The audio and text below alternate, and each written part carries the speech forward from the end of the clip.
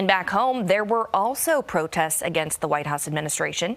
10 News reporter Jason Freund is working for you. He's live in the studio tonight. So, Jason, what was their message? Well, the message, it was almost everywhere out here in Virginia because there were protests out in Richmond as well. But here in Roanoke, the protesters out in downtown were hitting the same notes as the protests across the country.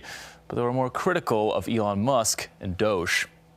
Hundreds upon hundreds of protesters gathered near the Roanoke Federal Building today to let their voices be heard. We're in unprecedented times with the federal government being dismantled. My friends are losing their jobs inside the federal government, in the nonprofit world, relying on grant funding.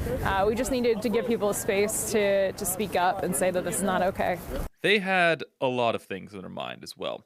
Many of the on-hand issues arose from the cuts made by Elon Musk and the everyday people it could affect. We're talking about federal workers being fired. We're talking about data breaches. We're talking about national security. These are not partisan issues. These affect every single American. But it also extends to issues arising from cuts made to other federal programs. Whether it's farmers who funding from USAID has been cut off, or tariffs are imposed on them from Canada and Mexico. Even the Roanoke mayor, Joe Cobb, made an appearance. This is who Roanoke is!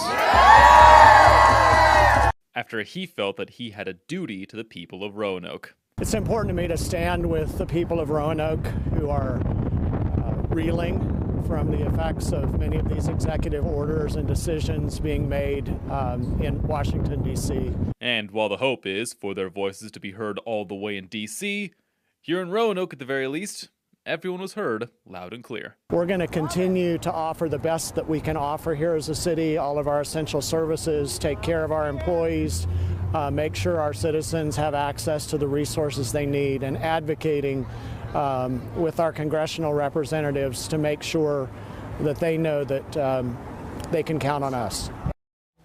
Meanwhile, the protesters had issues with Congressman Ben Cline and Morgan Griffith, who they say were complacent in Musk's behavior. We have reached out to both the congressmen, but we have not heard back from them yet. I'm Jason Freund, 10 News, working for you.